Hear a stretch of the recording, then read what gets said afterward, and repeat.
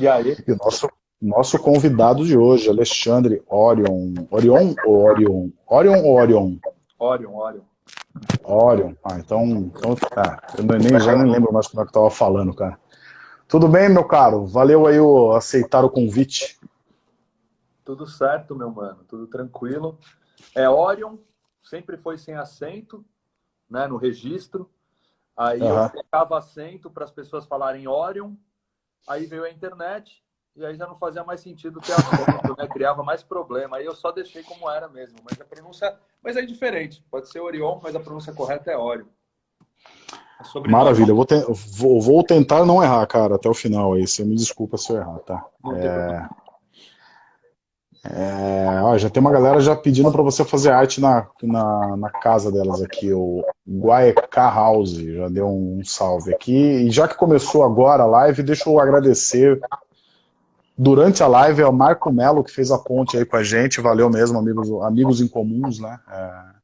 Já queria falar com você há um tempo, daí ele falou, porra, mano, o cara é amigo meu. Eu falei, puta, então fechou, deixa eu fazer a ponte aí, mas brigadão mesmo ao Marco por ter possibilitado aí esse contato, valeu mesmo. Mas, cara, vamos lá, deixa eu só fazer um perfilzinho seu aqui, maninho, pra gente começar. Você nasceu em 78, é um artista multimídia, iniciou no grafite em 92, mas desde pequeno já desenhava e pintava.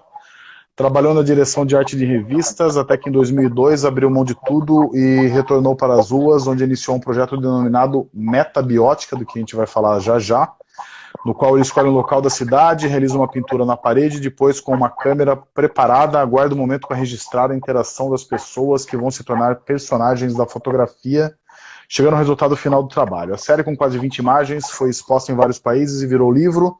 Tem vários projetos seus aqui, eu acho que melhor a gente trocar essa ideia, mas o breve resumo do seu currículo tá ok, né? Tá bom, tá bom. Maninho, antes de começar, cara, vai ser um papo cronológico, não vai ser cronológico, na verdade, vamos trocar uma ideia, enfim, passado, presente e futuro aí, mas eu queria saber como é que tem sido para você. Eu lembro que há exatamente um ano foi quando a OMS falou que era de fato uma pandemia, né? E aí mudou totalmente o nosso mundo aí. E eu queria que você falasse um pouco como tem sido para você, cara, como que é um processo criativo nessa mudança de comportamento que todo mundo teve que passar. Cara, eu diria que assim, eu já me sinto diferente, né? Assim, de alguma maneira, da maioria das pessoas. Diferente não é absolutamente nem melhor nem pior, é só que a gente não tem o horário convencional do trabalho, né? Que a maioria da população tem. Acho que isso vale para muitos de nós aqui, né? Que é da cultura e tal. Mas sempre trabalhei em casa, é quase uma sina. Quando eu tentei montar o estúdio, eu me mudei para o estúdio, sabe? Então, tipo, mesmo toda vez que eu tentava botar o trabalho para fora de casa, eu acabava eu indo para dentro do trabalho e saindo de casa. Então, é isso. Sempre trabalhei em casa, processos muito solitários, apesar de ter muita atividade na rua, né? De ter muito trabalho usando a rua como suporte, mas tem muito trabalho de ateliê, muito trabalho solitário e muito driblando sempre o horário do trânsito, o horário da massa, né? Assim, pelo menos para se deslocar e tal. Então, a pandemia para mim pegou pouco, sinceridade, assim. Eu diria que pegou pouco, né? Não dá para saber o que é isso, não dá para saber se pegou mais para um ou do que pegou para o outro, né? Coisa difícil de calcular. Mas eu sinto que eu não estou muito fora da minha rotina, é isso que eu quero dizer, sabe? Minha rotina sempre foi um pouco essa. Agora, é claro, aí falando, né? Sempre esquivei das massas para me deslocar pela cidade, mas sempre adorei as massas, sempre adorei gente, né, cara?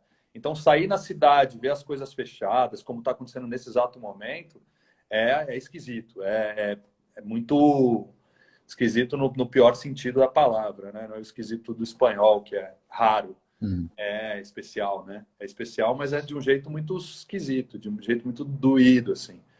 E eu tenho sentido falta do movimento da cidade. Logo que a pandemia começou, eu gostei muito de ver a cidade vazia. Hoje isso está pegando bastante. Hoje eu acho estranho. E uma que também, a cidade não está exatamente vazia, né? Nunca esteve, de fato, né? A galera, enfim, não, não tem sido muito fiel à quarentena. Mas eu imagino que pelo seu trabalho, né, cara, pelo que você está falando aí, o seu trabalho é muito mais fora da aglomeração, né? Acho que você até você deve se inspirar e até registrar no caso a gente está falando do metabiótica aqui, você está falando justamente de um contato de pessoas com a sua arte, né? Mas normalmente o seu trabalho ele está sendo produzido sem pessoas ao redor, né? Mesmo na metabiótica, né, irmão, que era um projeto em que eu pintava um determinado lugar da cidade e esperava depois com a câmera pela interação das pessoas. Mesmo no metabiótica, em que a interação era o ponto fundamental do trabalho, eu não interagia com as pessoas. Eu interagia o mínimo, porque se eu interagisse, eu interferia no resultado do trabalho, né? Eu interferia naquela imagem. Inclusive, no momento de pintar a parede, eu tentava ser o mais discreto possível, não só por questões de legalidade ou de autorização, mas porque se eu criasse uma situação no bairro mesmo, no lugar, quando eu ia fazer a foto, as pessoas já me reconheciam, pô, foi ele que pintou, e não sei o quê, e aí já começava a ter toda uma movimentação que tirava a espontaneidade da foto, entendeu? Então, mesmo no momento da pintura, eu tentava ser o mais discreto possível, até meio secão, dialogava pouco, chegava e resolvia, porque depois com a câmera eu ia estar capturando esse momento de interação sem ter ruído, né? Sem ter pose, sem ter reconhecimento das pessoas e tal. Mas assim, a cidade inspira demais, né, irmão? Tipo, e ver a cidade vazia inspira muito também, porque eu costumo entender que cidade é o lugar em que as pessoas escolheram para viver juntas, né?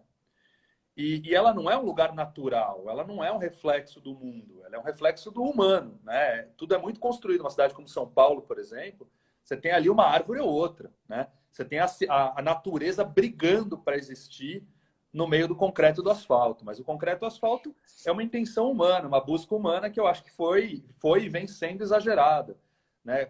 A gente vê na Avenida Brasil ali, por exemplo, durante a pandemia, o pouco do canteiro de área verde sendo removido para fazer uma ciclovia. Cara, por mais, né, que ciclovia seja um modo de existir na cidade muito mais nobre do que o do carro, você vê um canteiro de vegetação sendo removido para fazer uma ciclovia, é deprimente, né? E isso em plena pandemia. Então, enfim, só para fechar esse raciocínio, a cidade ela é um ambiente natural do homem, ela não é um ambiente relacionado à natureza como ela é, né, cara? E eu acho que eu estou entendendo desde o começo dessa pandemia que esse vírus é uma resposta do planeta para dizer que, na verdade, o vírus somos nós. Né? A maneira como a gente se relaciona com o planeta, o tanto de plástico que a gente descarta, na verdade, o vírus somos nós. Então, eu acho que ver a cidade vazia reflete muito isso. Né? Quando você fala, o pessoal não tá respeitando a quarentena, pô, no começo, eu fiz uns processos de time-lapse e tal na cidade. No começo da pandemia, passava quase nada de carro, velho. Eu consegui fazer em avenidas movimentadas processos longos de time-lapse e fazer com que não parecesse nem gente nem carro. O que é uma coisa, puta, até em final de ano, até em virada de ano novo, pouco provável você conseguir fazer uma coisa dessa. Jogo da Copa do Mundo, você não tem isso. Pois é, tem uns momentos especiais, né? O Dandão, que é um amigo, que é lá da Doc Galeria e tal, ele tem umas fotos que são umas fotos que parecem de apocalipse, porque ele fotografa, tipo, sei lá, Sumaré, Avenida Brasil, Marginal, né? Aquela perspectiva longa, sem carro nenhum, sem pessoas e tal. É muito legal essa sensação, né, de apocalipse. Mas eu acho que é isso, a gente está vivendo um pequeno apocalipse, e não é um apocalipse do planeta, é um apocalipse da existência humana. Eu acho que o vírus é uma prova do planeta de que, na verdade, o vírus é o ser humano e que se ele quiser expurgar a gente daqui, ele vai criar um negocinho invisível e vai tirar a gente daqui, sabe? Ele não precisa de um terremoto, de um furacão, de um vendaval para eliminar a espécie humana. Ele, com uma paradinha invisível, tá causando já um estrago provado, né? Isso que é meio Guerra dos Mundos, né? Meio H.G. Wells, esse futuro não, no presente distópico que a gente vive. Cara, deixa eu falar um pouco do seu processo criativo, que eu acho muito interessante, que as suas obras de rua ou não, né, expostas no ambiente urbano ou não, elas têm uma característica que eu acho muito interessante. Algumas são mais, digamos assim, o processo é meio óbvio que você vê um mural sendo produzido e tal, mas, por exemplo, no caso do ossário, no caso do metabiótica, né, você pode até dar alguns outros exemplos, o produto final da arte não é a arte em si, é o processo inteiro que faz parte, né? Então, no caso do ossário, todo o trabalho que você teve da limpeza, da fuligem, que daí você vai usar a tinta para reaproveitar, para fazer uma outra pintura, e como isso dialoga também, a sua provocação enfim, com os órgãos públicos, né, que geram uma resposta, né? Eu acho isso muito interessante porque a arte urbana ela gera uma resposta no público, mas às vezes ela gera uma resposta muito forte enfim, no poder público, né? O seu trabalho acho que é muito exemplar disso, assim. Eu queria que você falasse especificamente, cara, pegando esse gancho da, do, da obra final e desse processo inteiro que faz parte da obra também, ao meu ver, a gente falasse do ossário primeiro, depois você pode falar também de outros aí, de como que se dá esse processo na sua cabeça. Sim. Pô, irmão, na real, isso foi um processo fluido, assim, né, de descoberta, porque eu andava de skate, eu tinha, né, a ver com a cultura hip hop, tocava percussão, eu fazia várias coisas relacionadas à cultura urbana, vamos dizer assim, e a rua era um palco, era um lugar em que eu estava o tempo todo. Mas quando eu resolvi sair para pintar na rua, e isso aconteceu aos 13 anos de idade, foi muito interessante, porque com 13 anos de idade você acha que tem muita coisa para dizer, tem aquela rebeldia juvenil, você acha que sua cabeça, né, a cabeça está fervendo e você acha que você precisa dizer isso tudo para o mundo, que você precisa gritar para o mundo. E aí o grafite era uma maneira de fazer isso, de transgredir, de expressar e tal. Digo isso com uma cabeça de moleque, né? Quando eu fui a primeira vez para a rua, eu escolhi um viaduto escondido, né? Era uma casa de pessoas ali, você tinha pessoas em situação de rua morando ali. E eu pedi licença, cheguei, e aí eu acabei, o lugar que eu encontrei para pintar era o banheiro da galera, né? Então o chão era forrado de fezes humanas e tal.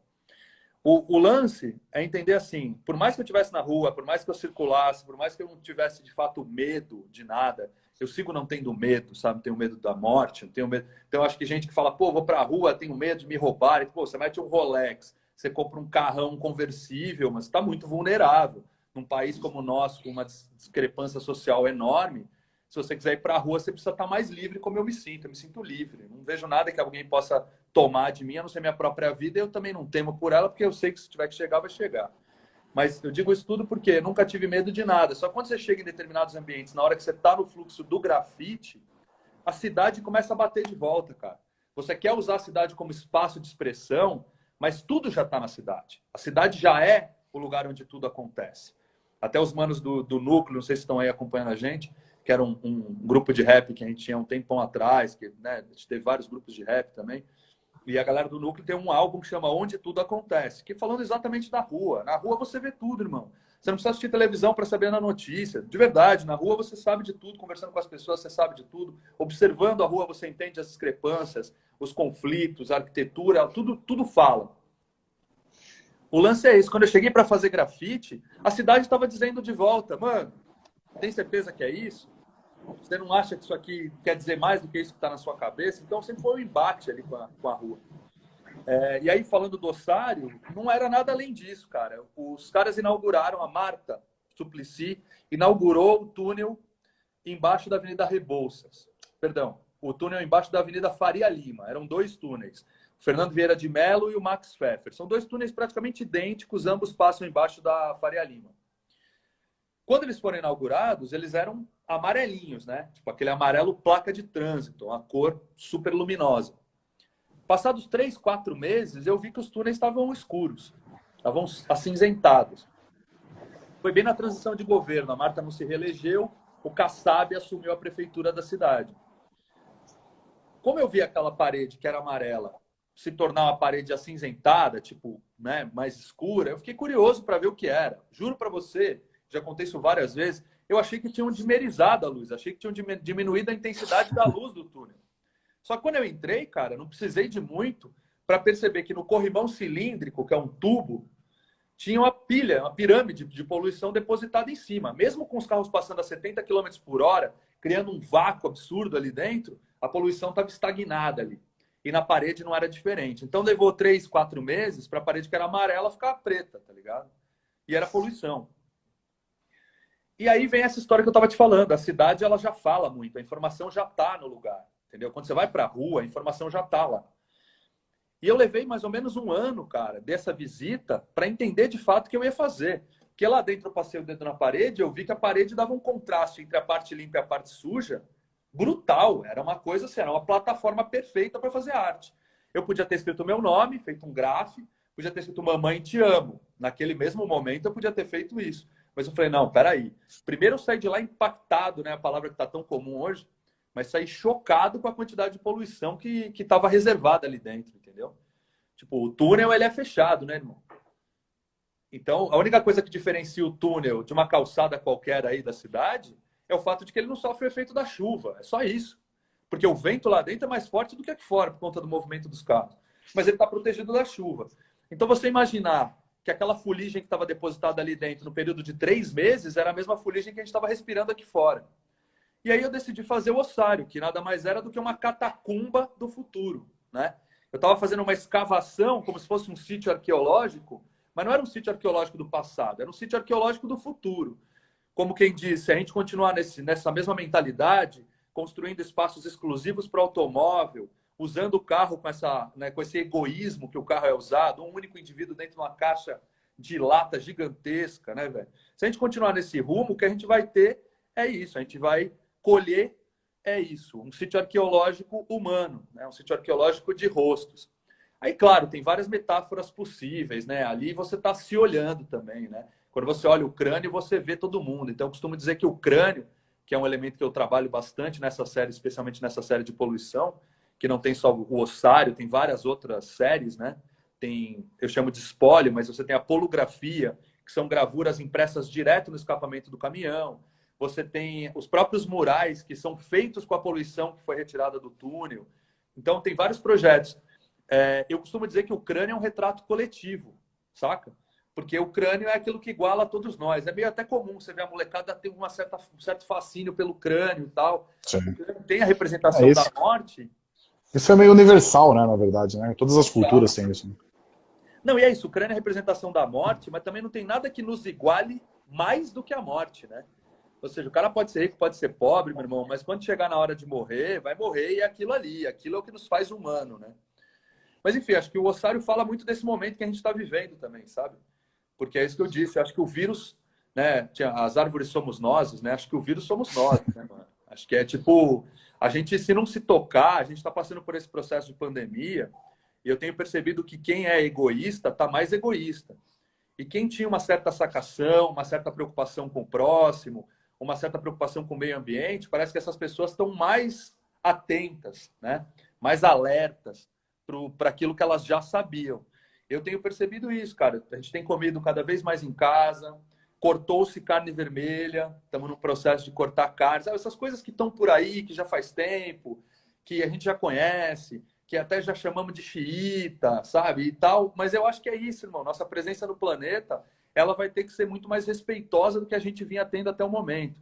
Então, se a pandemia tiver alguma coisa para me ensinar, e o que eu sinto que estou aprendendo é isso. Eu tenho que pisar bem macio nesse planetão aqui, porque ele já provou que se ele quiser me tirar daqui, ele tira rapidinho, não precisa de tsunami, não precisa de terremoto, não precisa de furacão, não precisa de nada, cara.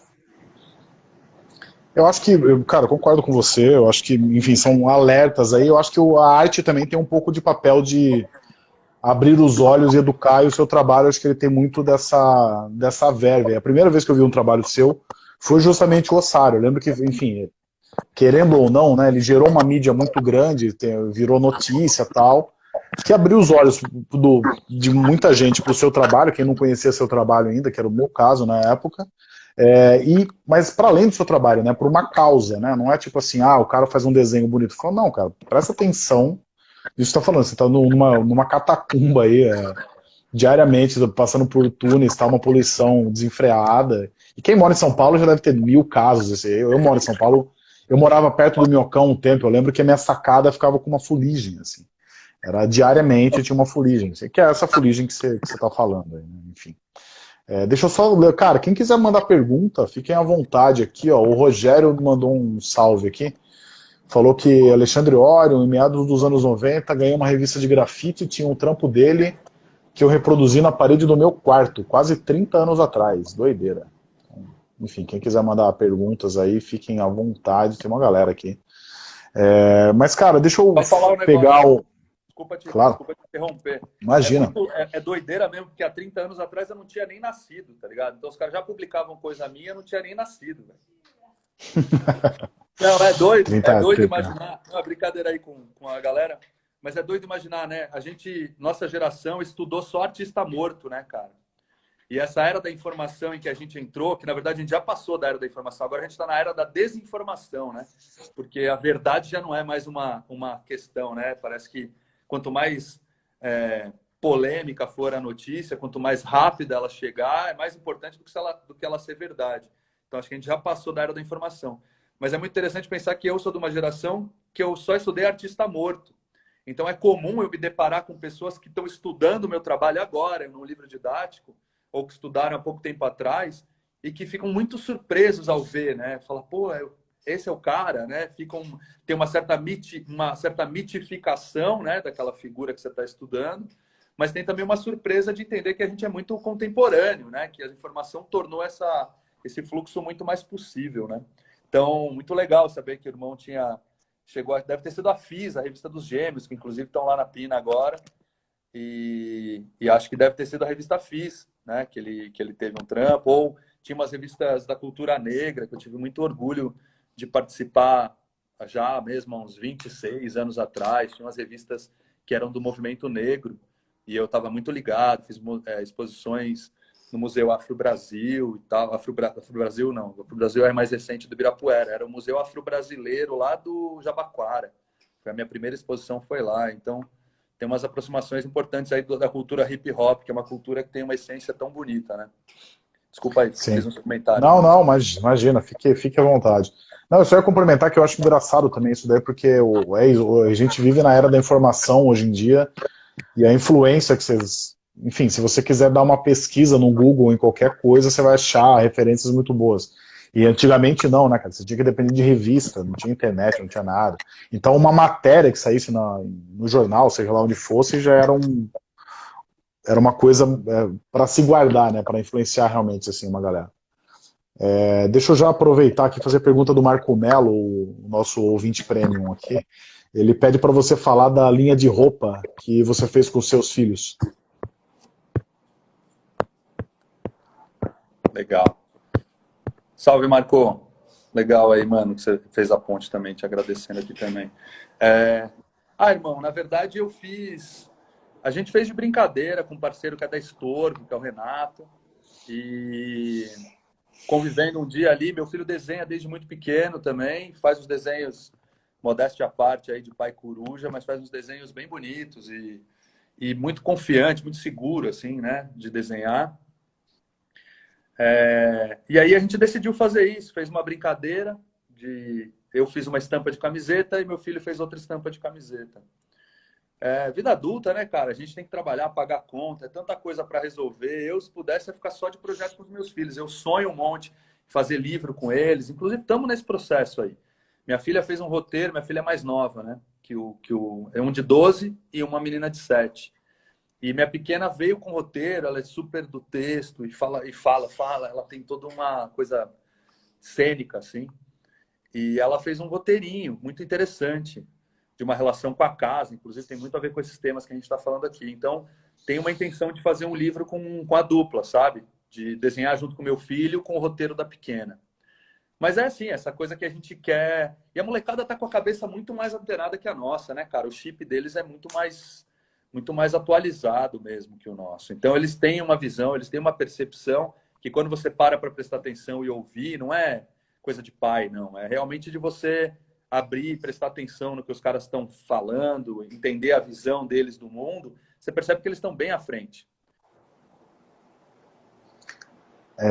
Cara, a Stephanie está pedindo para você falar sobre os murais, a história do Grajaú e agora eu ia entrar nesse assunto em algum momento aí, mas do hospital da USP também, né? Que eu acho que foi o seu trabalho mais recente, né?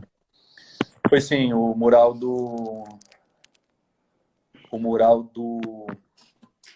É do Albert Einstein, né?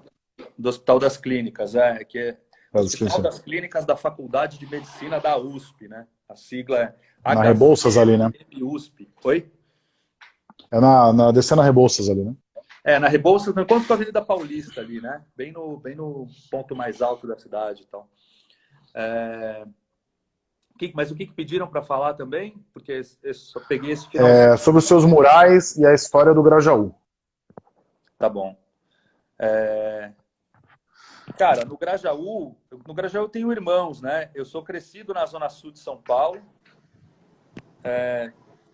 Me morei em diferentes lugares, mas sempre no extremo sul da cidade de São Paulo. Curiosamente, eu não morei no Grajaú. Muita gente, pela relação que eu tive com o Criolo, que eu fiz a direção de arte do show do Criolo, e pelo fato de eu ter um mural, um dos meus murais mais importantes aqui da cidade, talvez o mais importante, fica no bairro do Grajaú. Muita gente tende a achar que eu sou um morador do Grajaú, né? Mas eu nunca fui um morador do Grajaú. Mas sou um apaixonado pelo bairro do Grajaú. Tenho irmãos muito queridos lá e, enfim, e gosto das quebradas todas. Gosto muito da Zona Sul em especial, que foi por onde eu passei, né? Mas eu tenho um mural no Grajaú que é no Céu Navegantes. É um mural chamado Apreensão, que é uma imagem de uma menina brincando com casinhas, né? Mas são casinhas de verdade. Então, tem toda uma relação que de longe parece que ela está brincando, mas na verdade as casas estão sendo desmontadas. Ela realmente está mexendo com a alvenaria ali, arrancando, como se fosse um bebê gigante, arrancando as casas. Ali, você dentro desse complexo onde fica o Céu Navegantes, você tem uma escola infantil, né? Uma EMEI e tal. E eu queria fazer algo que não fosse tão porrada. Eu quis respeitar aquele espaço. Mas tinham vários processos, né? Tinha a questão dos mananciais no Grajaú, tinha a construção do Rodoanel, então você tinha uma especulação imobiliária disfarçada de preocupação com os mananciais, e aí começaram a fazer desapropriações das casas das pessoas que moravam ali na região, e essas desapropriações, como a gente sabe, é sempre o governo dando uma merreca ou pagando um pouquinho de aluguel e tomando a casa da pessoa.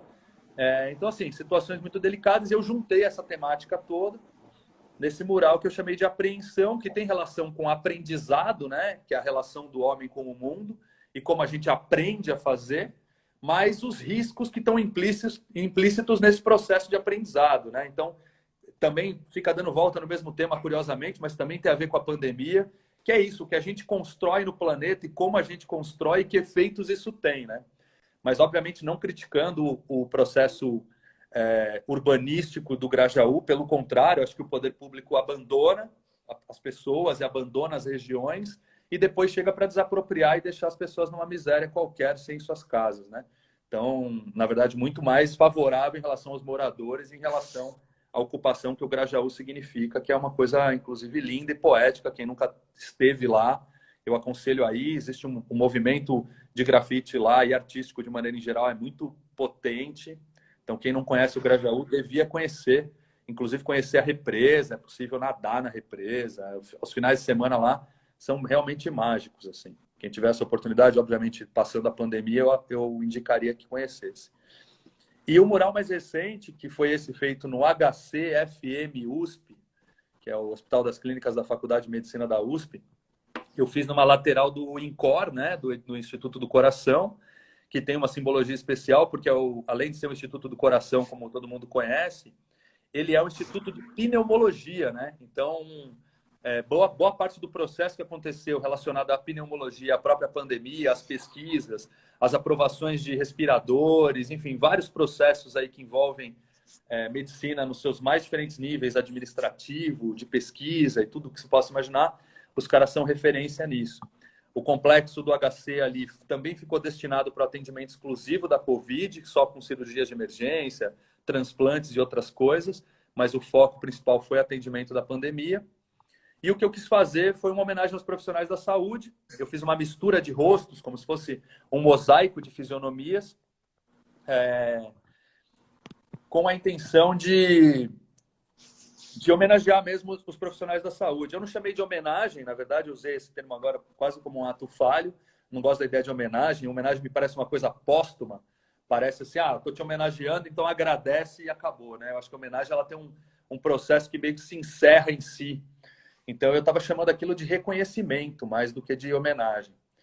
E a gente tem um documentário que está prontinho, assim, prontinho para sair, inclusive procurando por patrocinadores. Se alguém aí tiver indicação de potenciais patrocinadores que queiram assinar, ajudar a gente nessa reta final do documentário, mas a gente tem o documentário prontinho,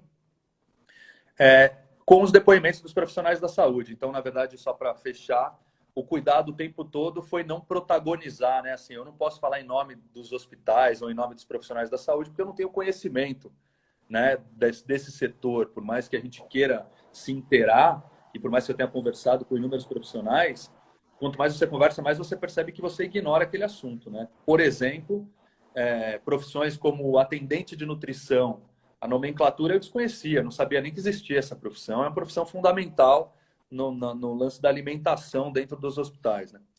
Então, o que a gente fez foi dar a voz para esses profissionais. E aí, felizmente, a gente teve grande repercussão de mídia para esse mural. E agora o documentário, e em todas as situações que a gente teve mídia e participação de informação que não era oficial do mural, né? A gente fez questão de convidar os profissionais da saúde para que estivessem presentes e falassem em nome deles próprios, né? Foi bem legal. Cara, aí eu já te pergunto, então, porque é isso, né? Como a gente estava falando agora de pouco, que a arte de rua tem esse impacto. Eu acho que todo mundo está sendo impactado agora que desce, ou sobe a Rebouças, ou que atravessa a passarela ali, que dá para ver. Mas acho que, assim, tem as pessoas, eu vou usar a palavra correta, que são reconhecidas ali nesse trabalho. Eu queria que você contasse um pouco como que elas reagiram, né? E como que foi elas se verem representadas ali nesse reconhecimento que você fez do trabalho delas.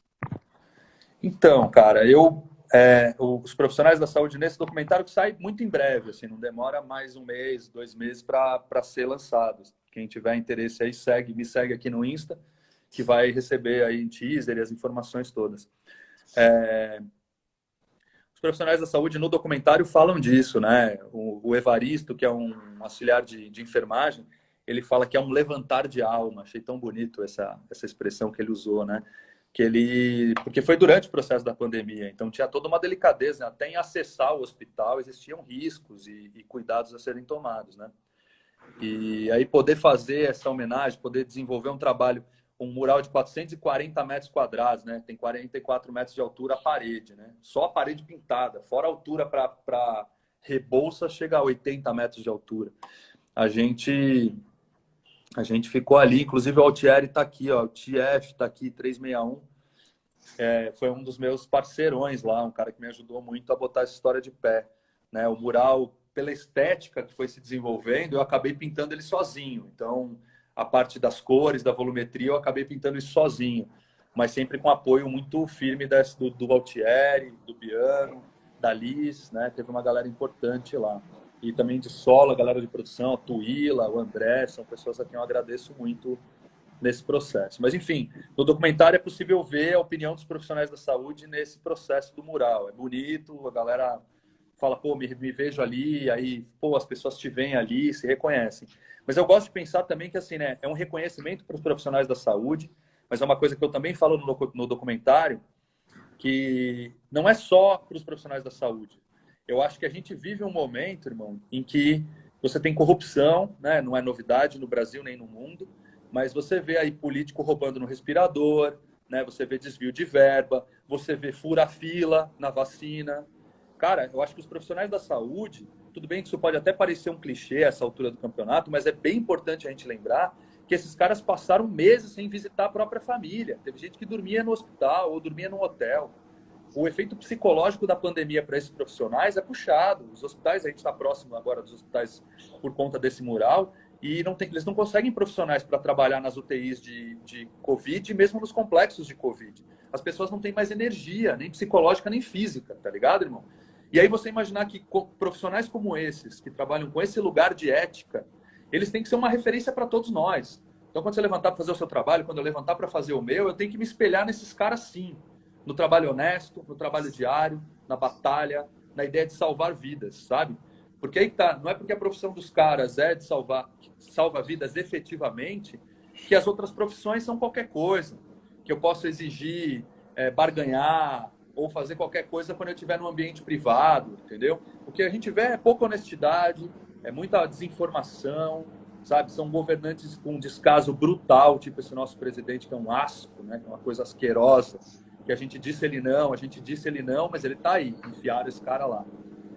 Então, acho que assim, esses profissionais da saúde, e quando você vê eles de perto, você sabe que esses são merecedores de um reconhecimento e que, mais do que isso, que aqueles rostos sejam um espelho, que a gente se espelhe na dedicação e na honestidade deles para tudo que a gente fizer nas nossas vidas, sabe?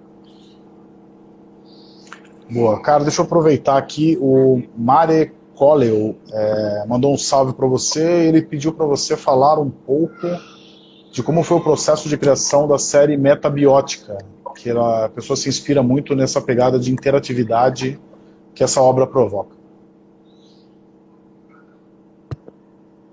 Eu não consigo olhar, né? Eu estou tentando olhar um pouco aqui, mas eu me perco se eu fico olhando hoje. Eu toco as perguntas aqui, relaxa.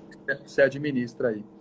Mas um salve aí também, é que eu quis reconhecer o nome que você falou para devolver o salve, mas depois com calma eu vou olhar.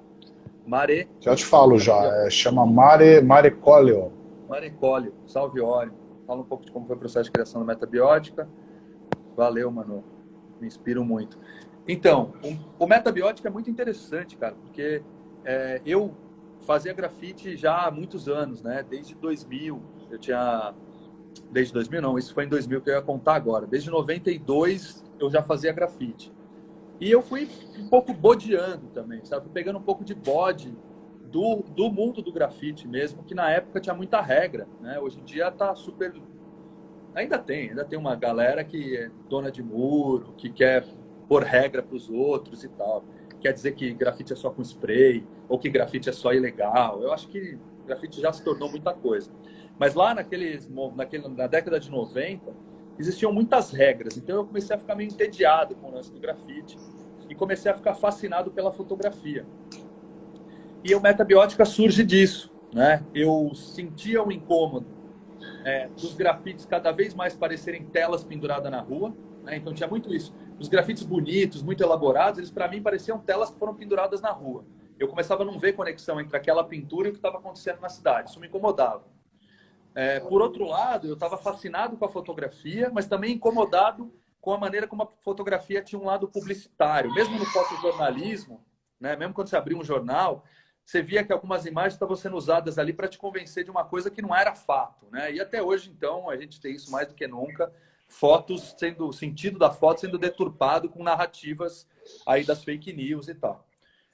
E só agravou, né, eu diria. Mas lá naquela época já tinha. Então, o Metabiótica ele é a combinação dessas duas coisas. Era a vontade de fazer com que o meu grafite tivesse vida, fazer com que ele interagisse mais com a realidade da cidade. E, ao mesmo tempo, Metabiótica também quando você olha para a foto, tem uma aqui atrás, para ver aí. Tem uma Metabiótica. Dá para ver. Gigante. Boa.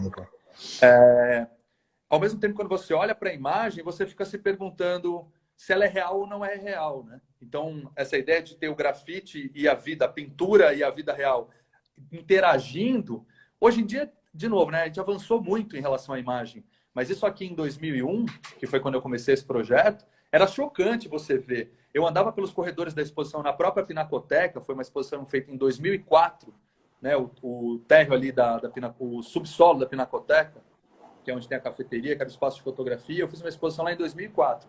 Eu andava pelos corredores, eram famílias e amigos e tal, discutindo se o trabalho tinha sido feito no Photoshop, se era montagem, entendeu? Então tinha muito ainda essa coisa da imagem, como ela foi feita. Então tinha esses dois lados. Um era o grafite ganhando vida, interagindo com a realidade, e do outro lado, que realidade é essa, né? Que realidade é essa em que você tem pintura e fotografia juntas? Então tinha um questionamento sobre a imagem fotográfica. Agora, desculpa, né? Só respondendo mais isso, porque de repente o irmão perguntou, o Maricólio, te dizer o seguinte, irmão. O processo era feito assim: eu escolhia uma parede para pintar, às vezes eu tinha uma ideia na cabeça e procurava uma parede em que aquilo fosse funcionar. Outras vezes eu estava passando num lugar, via umas determinadas situações, tipo um ponto de ônibus, tem uma situação comum em ponto de ônibus. E eu pensava, vou fazer uma coisa nesse ponto de ônibus que vai resultar em tal coisa. Às vezes não, às vezes eu tinha uma ideia e eu ia procurar um lugar em que essa ideia pudesse acontecer. Eu pintava e depois com a câmera eu esperava. Tiveram esperas de 3 meses, diárias. Assim, às vezes pulando um final de semana ou outro, mas eu esperava diariamente. Hoje em dia é hipster, né, isso aqui. Eu tenho uns amigos meus, o Lobisomem, o Ilão, que me encontraram na rua, eu tava com a barba desse tamanho, assim, e os caras, não, você tá bem? Eu falei, tô bem, mano, tô tranquilo. Os caras, você tá bem mesmo? porque pareciam, entendeu? Pareciam Virou uma indigentes. obsessão sua. Virou uma obsessão e era sempre um processo de espera. Então nunca pedia, nunca tinha pose, nunca tinha direção. Então não dizia faz tal coisa, não.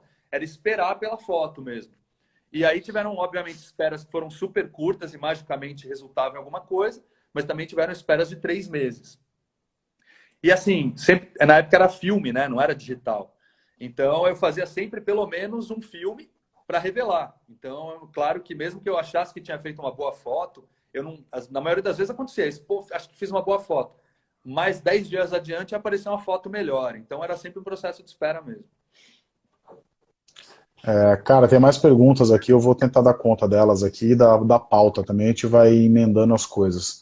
Vamos embora. O Pio Mark está perguntando qual foi a primeira vez que você viu um grafite, acho que tem um pouco a ver com aquela conversa que a gente estava tendo de ter acesso, né, à arte, antigamente, ter hoje com a internet, e se foi na rua ou foi em algum clipe, e qual foi o impacto visual no seu trabalho?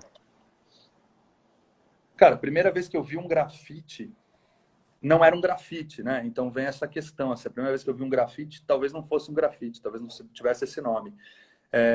Eu, quando nasci na Vila Mariana, ali bem perto do Cambuci, bem perto desse berço do hip hop, que o grafite, né, se tornou algo muito forte. E na esquina, de frente para o prédio em que eu morava, então da janela eu conseguia ver essa esquina, uma manhã tinha um olho lá. Amanheceu e tinha um olho gigante tomando a esquina, um olho bem realista. Provavelmente, assim, eu era muito moleque, mas provavelmente feito com carvão, ou pelo menos o que eu tenho na minha memória é que era um olho feito com carvão. Ele parecia um olho feito a grafite, um desenho clássico, né, desses que a gente faz quando está estudando desenho, só que ele era gigante e ele tomava, era uma esquina chanfrada, inclusive, não era aquela esquina ângulo, era aquela esquina que tem um chanfro, sabe? Uma Sei, parede sei, meio... sei. E esse Irregular. olho ficava bem nesse chanfro da esquina, ou seja, estava exatamente na esquina o olho.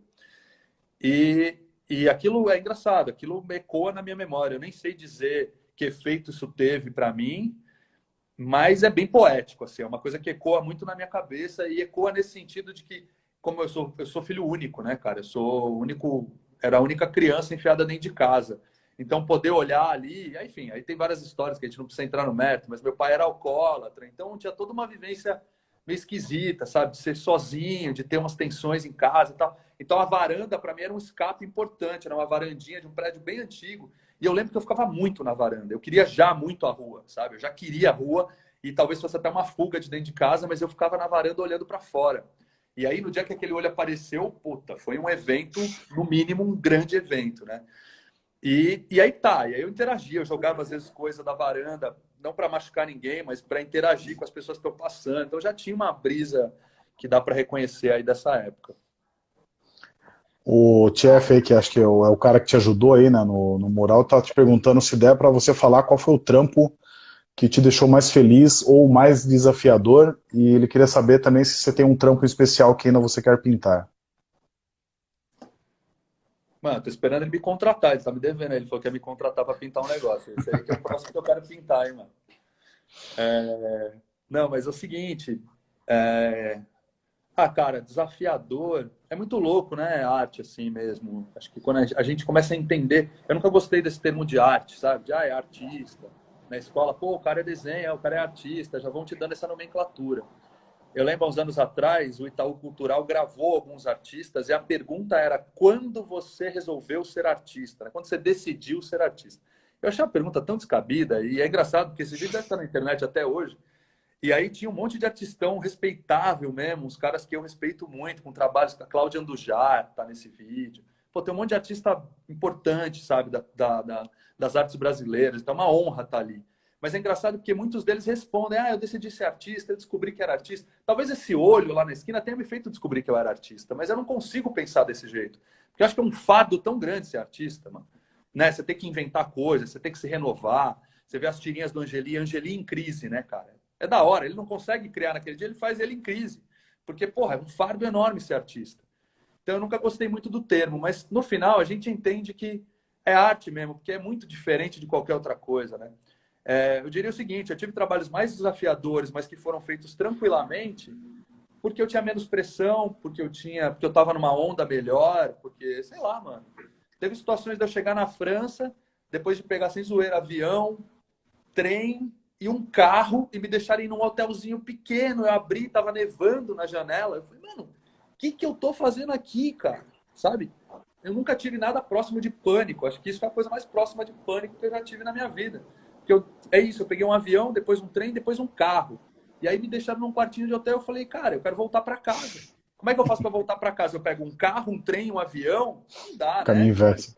Caminho inverso, pagaram para eu estar aqui para pintar e agora eu tenho que pintar. Então, tem situações e situações. Essa foi uma situação bem difícil de você falar, puta, cara, dá para mudar? Dá para voltar para trás? Não dá, né? Então, aí você vai se adequando, encontrando uma energia para executar um trabalho de grande escala, mesmo com frio, mesmo com uma certa, né, um emocional, um psicológico mexido. Mas tem outras situações que você chega no lugar, cara, e fala, puta, eu vou fazer isso aqui. E aí o cara fala, você vai fazer até o segundo andar? Eu falo, não, vou fazer até o sexto. E vai e faz sozinho. Então é muito louco. Tem trabalhos que talvez fossem mais desafiadores, mas que eu tirei de letra, e trabalhos que eram mais simples e que eu apanhei um monte. Isso é muito, muito subjetivo. Mas tem muita coisa que eu quero fazer ainda. Não sei, não sei como contar, né? Trabalho tem que fazer, não tem que ficar contando, né? Aproveitando essa pergunta aí, cara, eu tenho conversado com uma galera também de artista durante a pandemia, e tem uma galera que está tentando, sei lá, é o cara que só pintava a vida inteira, resolveu fazer escultura. O cara que está tentando descobrir técnicas novas no momento que ele se viu, enfim, dentro de casa, só no ateliê. Você passou por isso também nesse período aí ou não? Cara, eu acho que eu passei por isso aí na vida inteira, viu, irmão? Eu acho É, assim, o seu trabalho é sempre multi, né? mas porque eu acho que tem, assim, e isso é muito, muito divertido, né? Na família, nos relacionamentos, tem sempre esse conflito do artista, mano. Sempre. Porque eu gosto de entender que eu preciso me expressar e eu tô comunicando com as pessoas, né? Então, o fato de você querer falar comigo aqui, isso me diz muito. Talvez seja eu na varanda lá, sabe? Você é a minha varanda agora, sabe? O seu olho é o grafite que apareceu na minha esquina de hoje. Porque eu preciso sair do meu universo, eu preciso refletir, espelhar em você e nas pessoas para eu existir. Não tem outro jeito de existir. Então é muito louco, porque eu preciso comunicar. E cada ideia vai ser comunicada de uma técnica diferente. Existem várias maneiras de comunicar nas artes, né? Então eu posso lançar mão de qualquer técnica. E na maior parte das vezes o que acontece é que eu pego uma técnica que não foi feita antes, né? Por exemplo, polografia, que eu ponho a folia, eu pego coleto a fuligem do escapamento do caminhão e transformo em imagem. Isso ninguém fez antes, né? Eu digo, não dessa maneira. Também não é tão inovador, porque você olha para a história da arte e usava-se queima, né, de carvão para produzir pigmento preto. Então, assim, não é que eu estou inventando a roda, mas eu estou, a partir do que a gente tem como contemporaneidade, transformando aquela linguagem em algo. Você está subvertendo a roda, você não está inventando. É, é. Mas o lance é o seguinte: se meu próximo projeto eu entender que ele vai ser melhor expresso, melhor dito, melhor comunicado em escultura, você vai me ver fazendo escultura, sabe? Então, e aliás, cara, é muito louco. No começo da pandemia, que eu falei que eu andei fazendo uns vídeos na cidade e tal, tem uma parada que envolve escultura e que eu venho apanhando dela até agora. Eu não consegui botar esse projeto de pé ainda, porque eu tô apanhando da técnica que eu não domino, entendeu? Mas é bem possível que o meu próximo projeto tenha a ver literalmente com escultura, porque tem a ver com a proposta que eu preciso fazer. Eu não consegui fazer ainda, me falta conhecimento técnico. Na verdade, sim, já joguei um monte de dinheiro fora, sabe, com materiais e tal, para tentar fazer. Já entendi por que caminho não ir, e talvez em breve eu consiga resolver isso e chegue no jeito. E vai ser escultura, por exemplo. Cara, o Felipe Rizzi tá pedindo. Eu vou emendar com uma questão minha aqui. Tá pedindo, enfim, dicas, né? Ele está te perguntando como ele faz para começar a grafitar. Ele tem dificuldade por não conhecer ninguém na área. Ele foi tatuador por 19 anos, mas agora quer ingressar nesse mundo. E aí a pergunta que eu vou te fazer também, que é uma pergunta que talvez o Felipe te faça daqui a um tempo, é como fazer a transição das ruas para as galerias.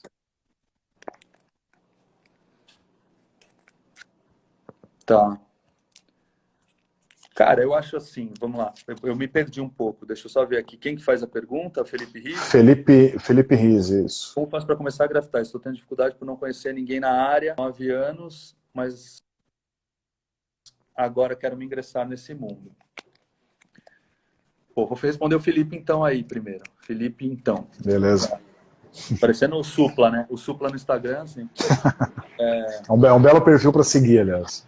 Pois é, velho. Eu vi esses dias, eu vi logo, eu só assim, não vejo nada. Você vê, meu aplicativo é desatualizado. Eu nunca entrei em live. Eu entrei uma vez em live antes dessa aqui. Pô, valeu pro prestígio. Não, eu entrei por Valeu causa do mesmo. Saga Cidade, que é um projeto que a gente fez agora recentemente, também entrevistando a galera. Tem muito a ver com o teu projeto aí. Massa. Enfim, é até uma coisa aí que se a galera depois quiser ver, mas no final eu falo dele e a gente também trocar uma ideia e ver como é que a gente pode Claro, combinar coisas aí, porque eu acho que eu não, né, não sim. conhecia o Arte Fora do Museu, na real. Tipo, já tinha visto, mas não acompanhava, né? Mas por isso, eu sou ruinzinho de Instagram. Não, mas imagina, eu quero trocar uma ideia contigo saindo daqui também, a gente troca uma ideia via WhatsApp aí, se no mundo possível sem pandemia, a gente se tromba também para trocar uma ideia, mas acho que tem várias coisas que você tem falado aqui, tem muito a ver com coisas de bastidores do Arte Fora do Museu, de coisas que a gente está querendo fazer, que eu acho que se encaixa também. Mas isso é papo, enfim, Vamos pra trocar gente, ideia, vamos trocar ideia. pra gente Eu falar acho sim, depois, acho mas que tem beleza. coisas que a gente costura e que podem ser bem legais. Felipe, Massa. cara, essa pergunta é muito ampla, né? Assim, como começar a grafitar? Mano, começa. Tipo, vou te dizer assim, hoje em dia, e aí não é, né, mérito nenhum, mas hoje em dia está muito mais fácil, paleta de cor de tinta, variedade de caps, né? Que são os biquinhos do spray, que a gente chama de cap. E aí tá, passa até a chamar de cap porque vem dos Estados Unidos ou vem da Europa e já vem com esse nome de cap. Tem variação de espessura, variação de pressão, variação de traço, né? Cada cap tem uma característica. Eu costumo dizer isso, né? Quando eu andava de skate só tinha um tipo de shape e era bilha, né? Não era nem rolamento. Hoje em dia você entra numa loja de skate, tem vários tipos de shape, vários tipos de rodinha, vários tipos de truck, vários tipos de tudo, né? Com grafite é a mesma evolução. Então você tem paletas e catálogos de cor gigantescos e vários tipos de cap. O que eu te diria é para experimentar aí os caps, né? Os tipos de bico, os tipos de tinta. Para começar, de repente, pega duas cores, uma coisa com contraste. Não sei se o seu trabalho é mais de traço, se o seu trabalho é mais de sombra. Mas, de qualquer maneira, de repente, começa com duas cores, para você não ficar perdido na variedade de tons e tal. E experimente, você vai fazer uma coisa mais como linha, ou mais como traço, ou mais como sombra, efeito. E o spray tem muito um lance de recortar. Acho que um segredo que eu posso te dizer é o lance de recorte. Como as tintas elas se sobrepõem com facilidade, você consegue cobrir uma cor preta usando uma cor branca. O grafite ele parte muito da ideia de recorte. Você faz, vamos supor, eu faço um traço preto aqui, só que eu queria que ele fosse mais fino. Eu venho com o traço branco e como metade desse traço, corto. E aí você vai ter um tracinho mais fino. Isso é uma coisa que resulta. A outra coisa também com sombra. Eu fiz uma sombra grande aqui. Beleza, mas não era bem isso que eu queria. Eu venho e recorto com a outra sombra por fora. Volto a fazer uma volumetria, vou trabalhando ela. Pô, mas ficou muito chapado, faltou um brilho aqui no meio. Eu venho com a outra cor e faço um brilho aqui no meio. Então, tem muito de sobreposição. E aí, cara, ir pra rua. Eu acho que é isso. Tem o lance, vamos chamar de grafite, aí ainda tem essa discussão se o grafite tem que ser ilegal, se o grafite é bomba, se é só na porta de aço. Dá para você fazer os dois, dá para você fazer, de repente, uma coisa que é mais legal e que, sabe, que não, você não tem autorização e ainda assim fazer um lance bonito e tal. E dá também para você achar um muro e pedir para a pessoa. O que eu costumo dizer é que é muito interessante, cara, o Brasil a discrepância social no Brasil é brutal. Então, eu já vi tantas vezes a pessoa aceitar um grafite só porque vai ter uma demão de tinta a mais na parede, entendeu? Né? Tipo, posso pintar claro, sabe? Não vai ficar no tijolo aparente ali, você já ganhou uma demão de tinta, né? Então, isso é muito comum no Brasil. E outra coisa, né, que a gente não tem como negar, a pichação é demonizada no Brasil, a coisa mais paulistana que a gente tem e é demonizada. Então, eu também já ouvi várias vezes, posso pintar sua parede? A pessoa fala, é colorida? Você fala, é. A pessoa pode. Então, assim, não sendo a pichação, qualquer coisa é bem-vinda. Infelizmente, essa é a mentalidade de grande parte das pessoas, né? Eu, hoje, passados tantos anos de grafite, né, sei lá, 26 anos fazendo arte, eu só acho a pichação a coisa mais linda e mais autêntica que a gente tem em São Paulo, né? Mas não é assim que as pessoas veem. Então, eu vou dizer que é bem fácil grafitar em São Paulo, né? Grafitar no Brasil, não só em São Paulo, mas grafitar no Brasil é bem mais fácil do que grafitar em outros lugares do mundo. Portanto, não tem nenhum empecilho, cara. As ferramentas estão aí, e tem muitas maneiras de fazer. Agora, cara, associado com essa pergunta, aqui o Leandro fez uma pergunta se o que você acha das escolas de grafite? Cara, eu não tenho acompanhado, sabe? Não tenho acompanhado. Existem escolas de grafite, é isso? Ele tá perguntando se você acha errado, enfim, se você acha ok, se você acha legal. Não. Eu acho legal. Acho que, mano, tem. Eu não sabia nem que tinha, né? Assim, não sei como é uma escola, se é um artista independente que faz. Mas eu acho que sim, tem muita técnica. Como em tudo, tem muita técnica. E ainda mais hoje em dia, né? Que você não tem que se desdobrar com os materiais. Na minha época, a gente misturava tinta, cara. A gente botava a lata na geladeira, sabe? Para alterar a pressão e misturava tinta. Você tinha um tom de verde, um tom de branco. Não tinha tanta gama de verde, a gente misturava o branco com o verde e fazia um tom intermediário de verde. Eu cansei de fazer. Eu poucas vezes escrevi meu nome, né? Eu nunca fui muito dessa coisa da tradição. É letra ou personagem, que no grafite também tinha isso na época lá. Eu achava um saco. Mas às vezes que eu escrevi meu nome, eu sempre fiz uns 3Ds e sempre foi com tinta misturada, sabe? Pegava 2, 3 tons de verde e misturava branco. E aí fazia, tipo, aqueles, né, as letras mais tridimensionais, com volumetria bem 3D mesmo, usando tinta misturada. Hoje em dia você tem marca nacional, a No, que acho que até está seguindo a gente aqui, que é uma tinta fantástica, cara. Uma tinta fosca, com uma gama de cor super legal. E hoje em dia você tem, pô, já vem com, inclusive já vem com cap super bom de usar, entendeu? Claro que você pode pegar um fat cap, que é o mais grosso, né, ou um finzinho, que dão variações, mas a tinta dos caras é de altíssimo nível, fabricada aqui em São Paulo, em Diadema. Muito boa tinta, sabe? Boa, cara, o Marco tinha perguntado aí, ele também estava na minha lista de perguntas aqui, é do seu trampo chamado Lamponist. Se puder falar um pouco dele, que tem um pouco a ver também com o mundo da publicidade, né? E tem a ver com a pichação que a gente acabou de falar agora. Sim, sim. Cara, o Lamponist, que foi um projeto que eu brisei muito em técnica, né? A gente estava falando de técnica agora há pouco. Eu, olhando para a cidade, você vê, né? Eu via muito isso. Olhar para um portão de aço com grafite lá. O cara foi lá e mandou um bombe, pegou um prata e um preto e escreveu lá o nome dele com uma letra volumétrica, pum, meteu no portão. E legal, né, cara? É crime, é proibido fazer. Em compensação, no topo você tem lá a logo gigante do Itaú, você tem lá a logo gigante do posto Shell, né? Luminoso ainda, que é para bater mesmo. E eu fiquei pensando nessas contradições, né? De como uma coisa aqui pode ser legal e a outra ali é muito mais poluição visual em algum nível, escandalosa, luminosa, lá em cima. A pichação demonizada, porque é preta, né? Sua grande maioria, a litrona preta, né? Angulosa, parece. Eu digo que a coroa de espinho de São Paulo é a pichação. Não tem nada mais perfeito para essa cidade do que essa coroa de espinho, né? O São Paulo, que é um santo, inclusive, bota nele um picho aqui, tá ligado? Essa é a metáfora para mim mais explícita. Então, Lamponist, na verdade, ele era a mistura, ele é isso, a mistura das técnicas da publicidade. Então, a técnica que você vê no logo do Itaú, a técnica que você vê no logo da Shell, a técnica que você vai ver em qualquer dessas logomarcas de grandes instituições, eu peguei essa técnica na literalidade, tá? É aço, alumínio, aço galvanizado, chapa de aço galvanizado, acrílico moldado, neon, todas essas ferramentas que a publicidade usa no espaço urbano, eu fui lá, pesquisei, me inteirei disso aí e comecei a fazer pichações, bombes, usando essa técnica. Então, o que você tem na série Lamponista são trawapes, né? Que são esses bombes geralmente feitos em porta de aço, que eles são, na verdade, moldados. Assim, você tem, tipo, acrílico bolhado, moldado com luz por trás, e é a escala de um bombe normal. Ou você tem grandes pichações, que são uma homenagem, deu até uma polêmica na época, porque eu mostrei na SP Art e tal. A galera, às vezes, do picho não entende, fala, pô, mano, você foi lá vender o bagulho. Sim, a feira era comercial, mas nada foi vendido. As coisas têm um preço que é uma feira comercial. Mas ali foi uma ousadia absurda, porque o stand da SP Art é um U, né?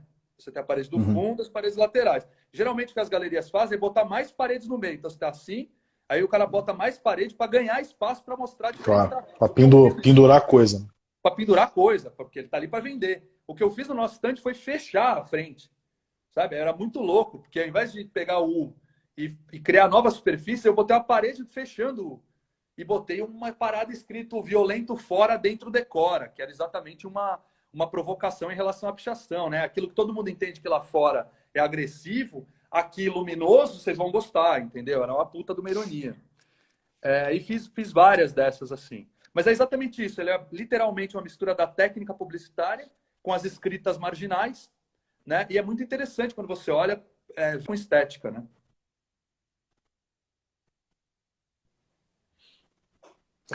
Cara, tá tudo bem com o celular? Podemos ir mais aí? Só vou plugar para não ter perigo de descarregar, só isso. Tá, beleza. Daqui a pouco o Instagram vai derrubar a gente. O Instagram tem essa chatice aí, dá uma horinha ele derruba. Mas vamos dar uma seguida aqui.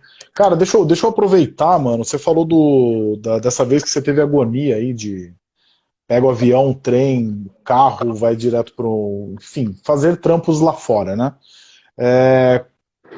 Como para você foi esse, não sei se foi esse exatamente a primeira vez que você fez um trampo fora, mas como o seu trampo é visto lá fora e como o que isso representa para você ter um trabalho seu exposto ou mesmo colocado em algum mural, algum trabalho urbano mesmo, em ruas que não sejam do seu país? Então, é muito interessante, cara, porque tem sempre uma contradição. Deixa eu só falar uma coisa antes aqui. O Felipe Risada mandou aqui um salve, alguns salves já. E eu tenho Tem uma galera. Tem uma galera aqui, velho. A gente pode ficar uma. Ó, o Gitaí acabou de entrar aqui também, um salve pra ele. Só Enfim. a galera da rua é muito importante, mano. O Felipe tá falando Super. aqui do clipe do Núcleo, a gente se conheceu, ele era muito molecão, cara. E ele tinha feito um storyboard, ele tá falando isso aqui. Salve pra você aí, irmão. Trabalho maravilhoso do Felipe Risada aí, se a galera não conhecer, dá uma olhada. Sim, ele é muito bom. Gostava. Cara, inclusive, dá um salve aí, Felipe. A gente curte muito seu trampo aí. Muito Podemos legal. conversar. Me ajuda aí, qual que era a pauta? Só repete a pauta. Da sua experiência na gringa, né? Então, cara, essa aí foi a única vez, eu contei sem pudor, porque foi a única vez que isso aconteceu. Não foi o primeiro trabalho a fazer fora, mas esse foi muito louco, porque foi antes mesmo de começar, antes mesmo da angústia do mural, foi chegar naquele quarto, naquele hotel, deve ter alguma coisa de energia também, um cansaço absurdo desse, né? Porque eu fui trabalhar no interiorzão da França, inclusive numa cidade que chamava Morvis-sur-Seine, que quer dizer a Vila da Morte sobre o Rio. É o nome da cidade, a Vila da Morte sobre o Rio. E foi nesse lugar que eu falei, meu Deus, o que eu estou fazendo aqui? Mas não foi o primeiro trampo, não foi o primeiro trampo no exterior, e não tinha a ver nem com a escala do mural. Foi um dia que pegou ali, foi a única vez também que foi assim, angustiante. Mas é interessante, né, cara? Você pegar uma escala por exemplo, do Incor, também teve seu estresse, assim. Você pega um mural uma escala muito grande, e aí qualquer coisa que sai um pouco do eixo compromete, né? Até em matéria de custo e tudo mais. Você, né? São valores muito altos. Um balancinho, o aluguel de um balancinho é muito caro. As coisas têm um valor muito alto. Então, se chover 2 semanas a mais, mano, vai sair devendo, sabe? São processos que não são tão fáceis de administrar. Mas te dizer assim, trabalhar no exterior, para mim, sempre foi muito delicado. Porque eu gosto de ser pungente, sabe? Eu gosto de entender o contexto onde eu estou trabalhando para falar coisas que eu entendo que são pertinentes, que podem ser desagradáveis, podem ser provocativas, mas tenho respeito às pessoas daquele lugar. Quando você está em outro país, em outra cultura, eu costumo dizer, irmão, que mesmo que você viva 10 anos naquele lugar, você não vai pegar todas as nuances, você não vai entender a profundidade daquela cultura. Então, para mim, é sempre muito difícil trabalhar fora da minha cidade, do meu país, de verdade, assim. Apesar de ter feito vários trabalhos em vários lugares, e, claro, a gente costuma encontrar algum ponto de conexão. Por exemplo, na Alemanha, a gente estava tendo as manifestações aqui do movimento Passe Livre, que resultaram nesse buraco horroroso que a gente se enfiou, né? Os 20 centavos mais caros da história. Pois é. E o passe ficou caro, né? Era para ser um passe livre, ficou caro. E nada contra a galera do passe livre, pelo contrário. Claro, imagina. Era super sim. Mas é interessante como, né, essa dicotomia política ela vai conduzindo a gente para. E aí o que eu fiz na Alemanha foi um black bloc.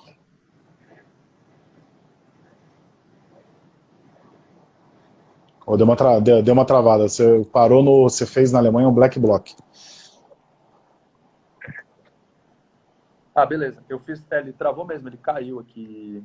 Não, mas Conexão tô te podia ouvindo. ser. Segura na mão aí, não tem estresse também, não. Dá um estilo aqui agora, a gente que é mais velho vai reconhecer. Se eu fizer assim, bagunça, é isso? Se eu fizer assim, Você fica de ponta fica um cabeça. baralho. Aí a gente tá pensando de baralho, exatamente. Fica tipo um baralho. Mas o que eu ia te falar?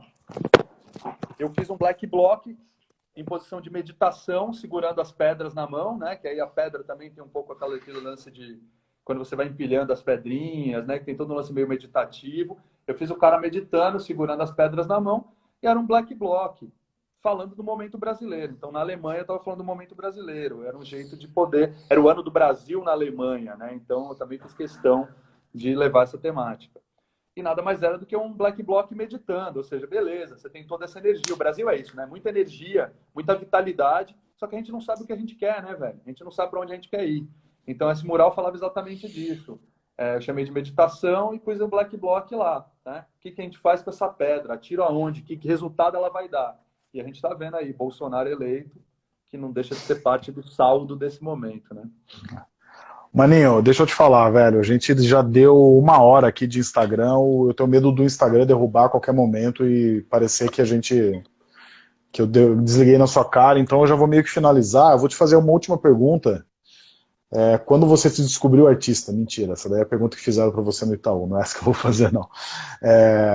Não, eu ia te perguntar o seguinte, cara, que tem muito a ver com a sua obra, principalmente, eu acho que tem um diálogo aí com metabiótica, o metabiótica, a arte, ela só é registrada, de fato, quando um elemento humano está interagindo com a sua arte em si, né? Criando a arte definitiva.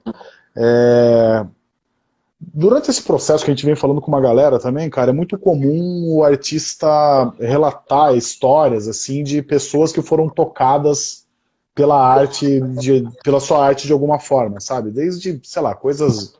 Alguém pediu em namoro na frente de um grafite meu, ou, cara, depois que eu vi sua obra, eu comecei a grafitar, coisas do tipo. Eu costumo falar exaustivamente aqui, citar uma frase que eu gosto muito, que é do Werner Herzog, o diretor alemão, que ele fala que a arte não muda a vida de ninguém até o momento que ela muda, né? Então eu acho que a arte urbana tem muito esse potencial, assim, principalmente é muito comum, se você apagar uma arte urbana, a galera sente falta, fala, opa, tinha alguma coisa aqui, minha vida tá um vazio agora, né? Enfim, essas políticas de apagar grafite também em São Paulo, muito comum. Mas eu queria que você falasse, cara, se você tivesse alguma história, algum exemplo que você pudesse dar de alguém que foi impactado com um trabalho seu que, enfim, mexeu com você de alguma forma. Você falou, puta, não imaginava que a minha obra chegaria até essa pessoa e tocaria ela dessa forma. Irmão, a gente vê muito, né? E é bem bonita essa frase assim que você citou do Herzog. Cara, a arte mudou minha vida sem dúvida nenhuma, né? Mudou para pior, mas mudou, brincadeira. Que muda para melhor, muda para pior. Hoje eu passei o dia inteiro, velho, mexendo nas coisas que eu tenho, sabe? Tipo, eu tenho coisa demais, né? Aí vai falar, pô, o cara tem coisa demais, tá se gabando. Não, é coisa demais. Você fica cercado pelas coisas que você mesmo inventa. Então um lance meio maluco, assim. Se fosse transformar numa metáfora, né? Isso de você construindo coisas ao seu próprio redor e tal. Eu em casa, isso aqui é uma exceção, né? Estou em casa, isso aqui é uma exceção, muito porque é uma obra muito grande, que é boa dela ficar na parede para não estragar. Mas eu prefiro não ter nada que eu produza em volta de mim, porque não me inspira, né, cara? Eu já sei o negócio de cor e salteado, já sei de trás para frente. Mas, cara, muita gente, assim, muita história na rua, muita história de autoestima, são muitas, né? E eu gosto de ver também nos rolês de exposição, que isso é uma coisa que eu bato sempre aqui, quando a gente está projetando, pensando em exposição, eu falo da importância. Por exemplo, agora a gente tem uma parceria com o metrô, que se a gente vier fazer algo no metrô, a gente tem a possibilidade da pessoa pegar a condução grátis. Pode parecer besteira, né? O momento de pandemia Pô, é cada vez menos besteira. Sim. Mas cara, na época do começo do grafite, eu andava 20 quilômetros num rolezinho de grafite, andava a pé 20 quilômetros. Não era tanto por falta de grana, mas em parte era também, sabe? A gente caminhava, velho, por quilômetros. E eu vejo isso até hoje em exposição, da pessoa mandar uma mensagem e falar, pô, é de graça a exposição? Aí você fala, claro que é de graça a exposição. E nas minhas exposições, essas pessoas que me perguntam isso são muito bem-vindas, sabe? É muito importante você perceber, né, essa ideia de deslocamento, às vezes com pouca grana ou nenhuma, e a pessoa chegar numa vernissagem, entender que ela pode entrar, né? Os espaços de arte são muito elitistas, é disso que eu estou também querendo falar aqui. Então, é muito importante essa ideia de acesso, né? Mas é isso, cara. Muitas inspirações. Teve uma época no grafite que você pinta letra ou personagem, né? Que talvez a galera mais nova, ou que não é do meio, não saiba disso, mas em 90 todo mundo, você pinta letra ou personagem? Tipo, mano, nem saco, sabe? Teve uma fase que eu fazia retrato de moradores de rua. Eu pintava a galera, sabe? Meio estilizada, com traço de grafite mesmo, meio caricato, mas eu pintava essa galera. Eu preciso resgatar minhas fotos antigas. Mas isso em si já poderia ter sido um projeto, sabe? Eu tenho algumas fotos dos moradores de rua do lado do trampo.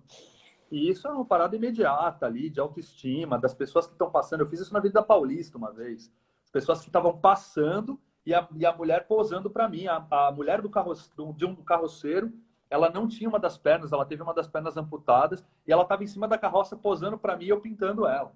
Mano, isso é uma performance em plena Avenida Paulista que não tem cálculo, né? Assim, impossível de entender a dimensão de uma coisa dessa. Tô falando 94, sabe, irmão? Isso era em 94, 96. Eu tenho foto disso.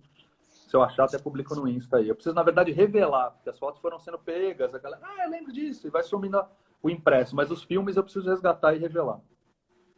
Muita coisa bonita, mano. A rua não tem nada mais bonito que gente, cara. Não tem nada mais bonito que ir pra rua e trocar ideia com as pessoas, sabe? E ouvir. E o brasileiro, irmão, não tem nada comparável com o brasileiro também. Você vai pintar no exterior, ninguém fala nada, sabe? Tem uma apatia. Aqui no Brasil o cara para e fala, por que você não faz um passarinho, entendeu? E isso é maravilhoso, na real. Isso é a coisa mais linda que tem. Agora, sobre esse lance de falar, apagar arte urbana, não sei o quê. Eu recebi um telefonema uma vez de um jornalista de Curitiba que ele ia fazer uma pauta porque estavam apagando o grafite do Cobra na Oscar Freire, na loja de sapato lá do Oscar Freire. E eu falei pra ele, mano, não consegui participar da entrevista. Falei, mano, e daí, sabe? Aí ele, não, porque você não acha que é um patrimônio? Eu falei, não, mano, isso é o que o release tá falando pra você. Eu acho que assim, irmão, muro privado de uma loja na Oscar Freire não é patrimônio de ninguém, nem ninguém é o dono da loja, é o dono do muro, sabe? E no Beco do Batman também não é diferente. Quando o tiozinho pintou de cinza lá, pintou de cinza. Eu acho que tem que parar com esse negócio. Acho que assim, tem boa parte do grafite da pichação que é ilegal. Eu gosto quando você tem um exército de artistas, um exército de artistas pichadores ou artistas grafiteiros atacando a cidade e você tem o órgão público responsável pela manutenção limpando a cidade. Eu acho que quando você foge disso, para qualquer lugar que seja, começa a ter curadoria, que os caras estão chamando de não tem curadória, né? Não tem curadória. Se você começa a distinguir, mano, vão deixar um trabalho feio, colorido, e apagar uma pichação PB majestosa. A gente vê isso acontecer. Tem pichos, cara, que são verdadeiras obras de arte, caligrafia impecável. New Boys, comecem a olhar. New Boys, mano, os caras sempre parecem um carimbo, o negócio é lindo, impecável. Esse vai ser apagado. E aí vai ficar um grafite, às vezes, de 2, 3 cores, que é uma bosta super mal feita e vai ficar na cidade. Então eu sou contra um pouco essa ideia de que o grafite, a memória, a arte urbana. Eu sou contra, eu produzo isso, mas eu acho que você vai para a rua, faz, e tem que entender que a rua não é museu. A rua está sujeita a mudanças, isso é o que ela tem de mais bonito. E isso pode ser um cara que pitou em cima, pode ser a prefeitura que apagou. Teve uma época que os políticos apagavam. Eu já tive um monte de grafite meu que virou Paulo Maluf. Um monte. Eu tirava foto porque no dia seguinte vinha lá e escrevia um Paulo Maluf. Se era época de eleição, botava um Paulo Maluf em cima. Era o próprio político pintando o muro em cima do grafite.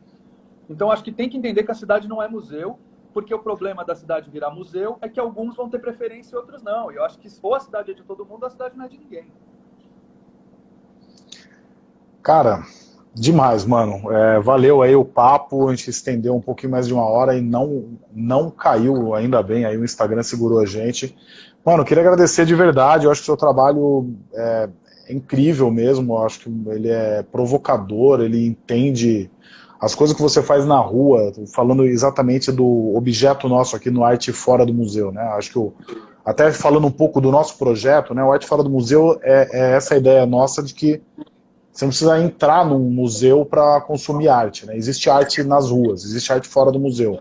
E isso que você falou agora de pouco, do universo da arte é meio elitista, o nosso projeto meio que nasce e fala assim, cara, realmente é elitista, mas, cara, você não precisa gastar um centavo para apreciar uma boa obra de arte na rua. E eu acho que o seu trabalho, ele entende a rua como poucos artistas, assim, de verdade, acho genial. Obrigado mesmo pelo papo aí. A gente segue esse papo aqui depois via WhatsApp, troca uma ideia.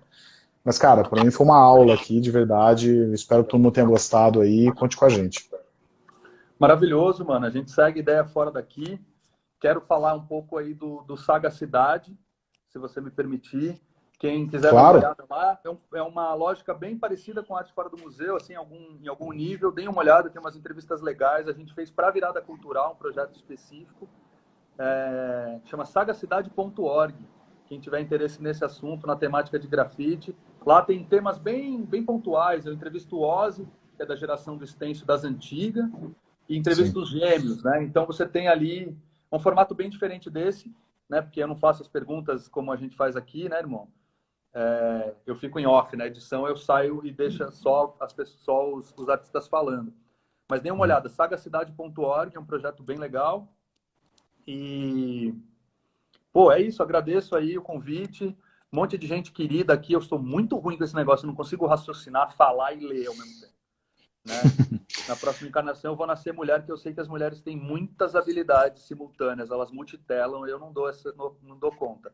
Mas um abraço para vocês todos aí, uma honra falar. Se quiser ficar mais uma hora, eu tô sem nada para fazer, mano.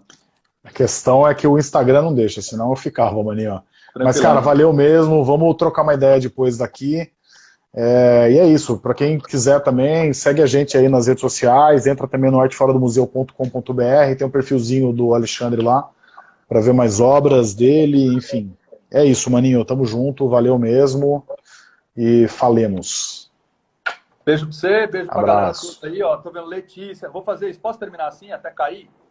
Ó, Vai falando, vai falando. Letícia, Stephanie, Letícia, Maurício, que tá aqui de Cleto, Fernanda, o Saê aqui, Marcelo, lá, muito legal. Rogério Vieira, esse mano é um monstro também. O Saê é um poeta incrível aqui, ó. De verdade, não sei se a galera depois tem acesso a essas mensagens, mas só tem artistão bom aqui também no meio, cara. Eu tava dando uma olhada aí, cara. Tem uma galera muito boa que prestigiou hoje aí também. Meu, agradecido aí a quem colou com a gente. Muito legal.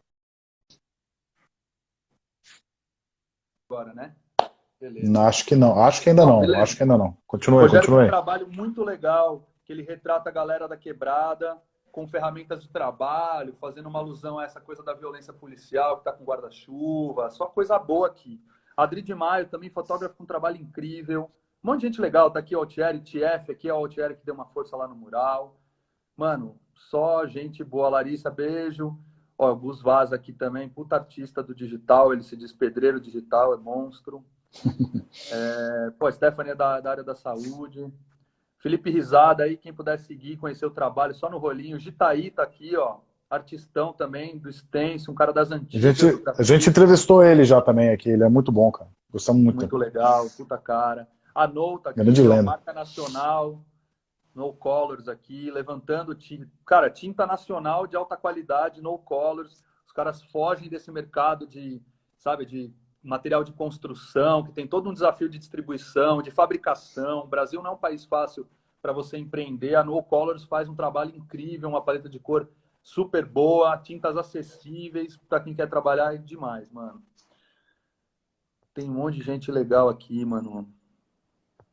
Pois é, ó, agradecer todo mundo aí. Beijo pra vocês, mano. Beijo pra você, beijo pra Valeu. Aí, Marcelão. Alexandre.